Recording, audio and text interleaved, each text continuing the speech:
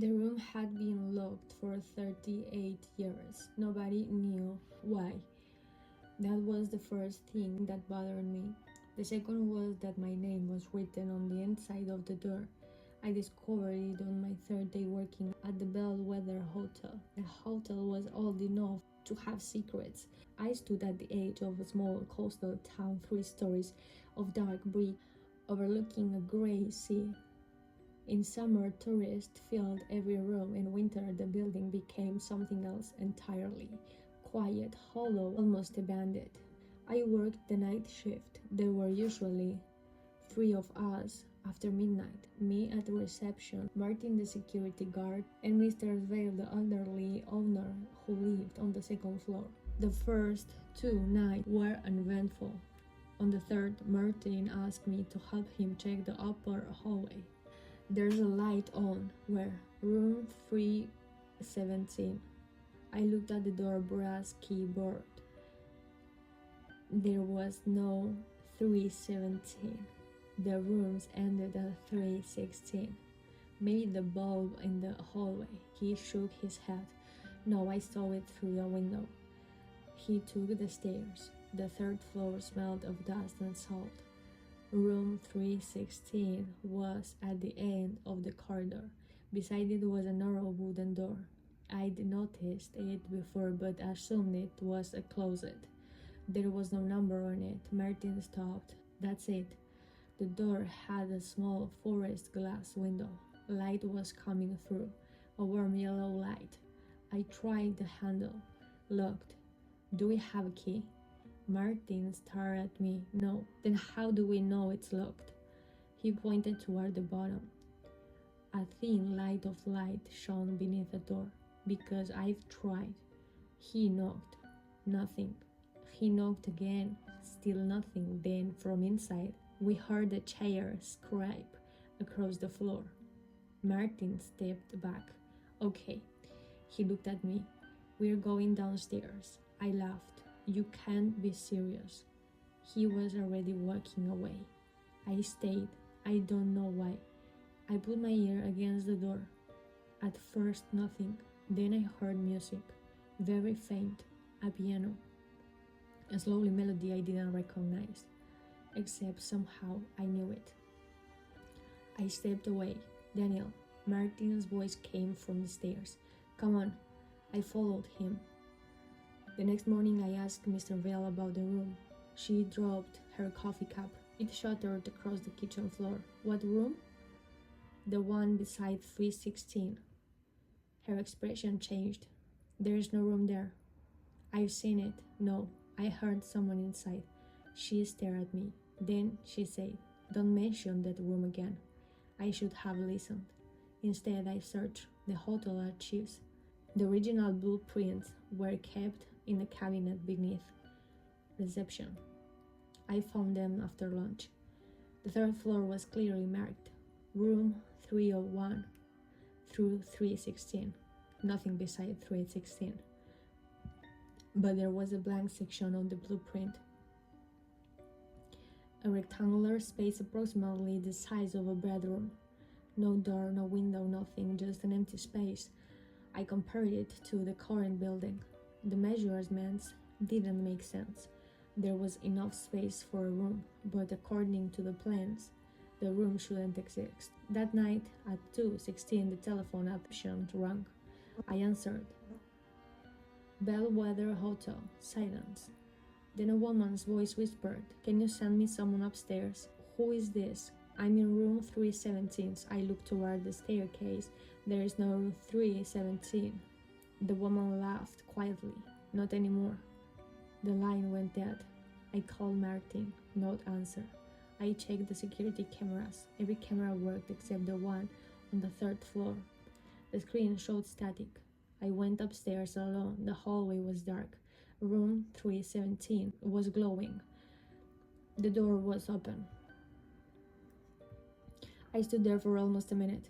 Then I stepped inside. The room was beautiful, old-fashioned. A bed with white sheets, a wooden wardrobe, a writing desk, a small radio, and a window overlooking the ocean. I walked to the window. There was something wrong with the view. The sea was completely still, no waves, no boats, no birds, nothing. I looked at the clock on the wall.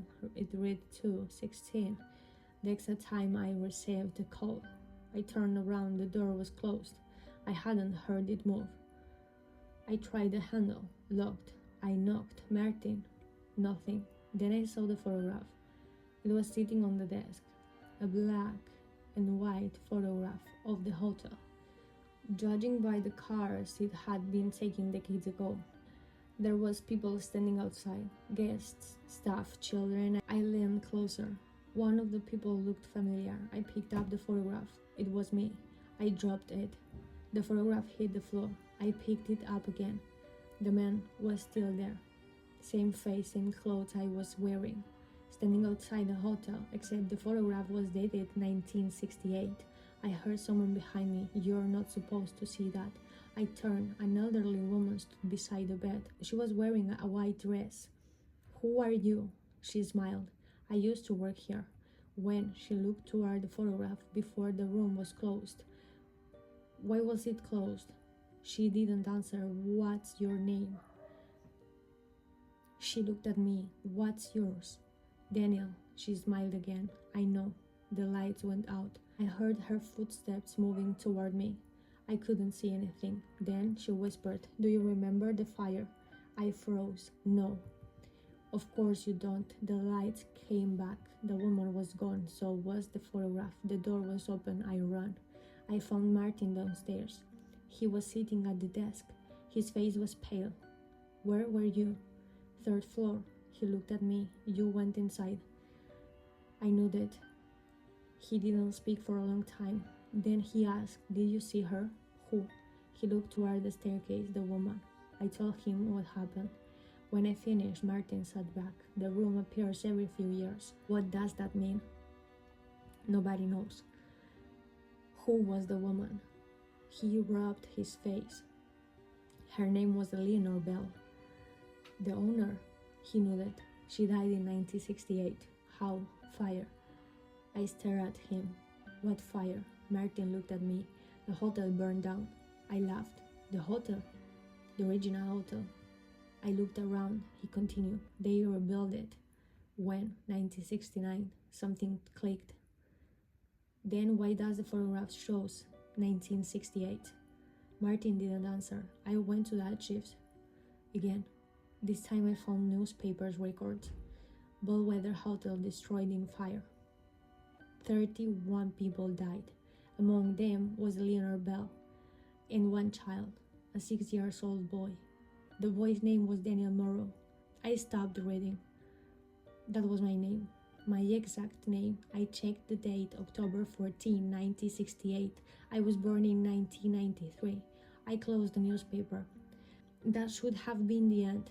It wasn't, because beneath the article was a photograph, a family standing outside the hotel, a mother, a father, a little boy. The boy was me. Not someone who looked like me. Me. Same eyes, same crooked smile, same small scars on my chin. I took the photograph home. That night I searched everything I could about the Bellwether family. There was almost nothing except one surviving interview with a firefighter. He claimed something strange happened during the fire. Several guests escaped, but one room could never be entered, room 317. The firefighter said he heard someone knocking from inside. They tried breaking the door. The door wouldn't move. Then, just before the building collapsed, the knocking stopped.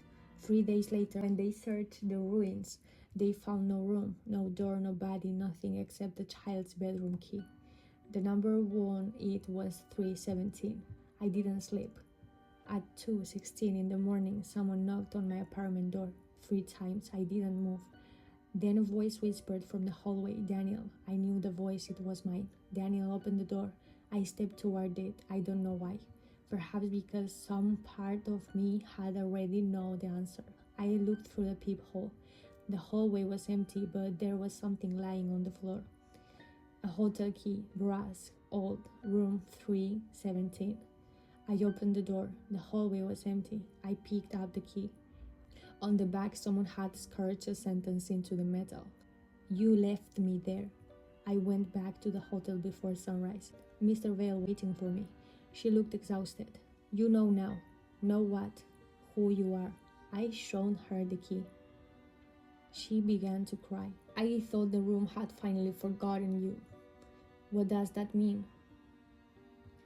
She walked on the old fireplace. Behind it was a metal box. Inside were dozens of photographs, all of me as a child, as a teenager, as an adult. Some were taken before I was born, some were taken yesterday. I looked at the newest one. It showed me standing in the third floor hallway holding the key. Behind me stood the old woman from room 317. I turned the photograph over. There was writing. He will come back tonight. I looked at Mr. Vale. Who took this? She shook her head. I don't know. What happened in 1968? She stared toward the ceiling. Your mother tried to save you. My mother, she knew that she was 6 years old. I couldn't breathe. That's impossible. She was one of the children who survived. I stared at her. My mother was born in 1962. I know. Everything became quiet. Then I heard the piano from upstairs. The same melody. The one I had somehow recognized. Mr. Vale whispered, "She's waiting for you." Who? She looked at the staircase. Your mother. Climbed the stairs. The third floor was dark. Room 317 was at the end of the hallway. The door was open. I stepped inside. The room looked exactly as it had before, except there was no small child's bed beside the window. A boy was sitting on it. He was 6 years old. He looked at me. I recognized him immediately. He was me, or someone who looked exactly like me. He smiled. You're late. I couldn't speak. The boy pointed toward the wardrobe. She is inside. Who? He frowned. Mom. I opened the wardrobe. Nothing, just darkness. Then I heard a woman's voice from somewhere inside. Daniel? I stepped closer. The voice trembled. Is that you? I reached into the darkness. My fingers touched something cold. A hand. I pulled back. The wardrobe door slammed shut. The boy began screaming. The light went out, and in the darkness my mother's voice whispered, "Don't let him tell you what happened." I turned toward the bed. The boy was gone. Someone was standing there instead, a woman, my mother. She looked exactly as she had before she died. She stared at me. Daniel, she said, what happened here? She shook her head. You weren't supposed to remember. Remember what? She looked toward the door, then back at me. That you were never the boy. I felt the room tilt. What? She stepped closer. You were the thing that came back. Behind her, the room door slowly opened. The hallway outside was filled with people, dozens of them, all staring at me, all of them dead. And among them stood a little boy. He was holding my old photograph. He raised it toward me. I looked at the picture. The family stood outside the hotel. The mother, the father, the little boy, and behind them was me, watching, smiling. My mother whispered, "We thought we buried you." The boy smiled. But you kept coming back. The room began to fade. The walls, the bed, the photographs, everything. And just before the darkness swallowed me, I heard someone whisper from behind the door, "Room 317 is not a room, a house. It's where they put the people who remember." I woke up at my desk downstairs. Morning sunlight filled the lobby. Martin was standing beside me. "Daniel," I looked up. "What happened?" He stared at me strangely. "You fell asleep." I looked around. The hotel was normal, quiet, ordinary. I laughed. It had all been a dream. Of course it had. I reached for my coffee. Then I noticed something on the desk. A brass key, room 317. I picked it up. Martin looked at it. His face changed. "Where did you get that?"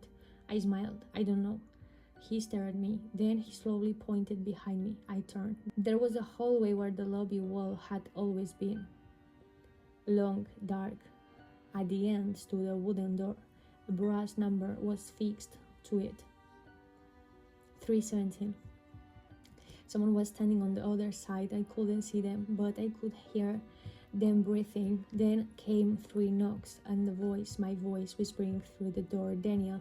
I looked down at the key in my hand. It was warm, almost like someone had been holding it. I don't remember walking toward the door, but I remember reaching the handle. And just before I opened it, I noticed something scratched into the wood, a sentence old, deep, written from the inside.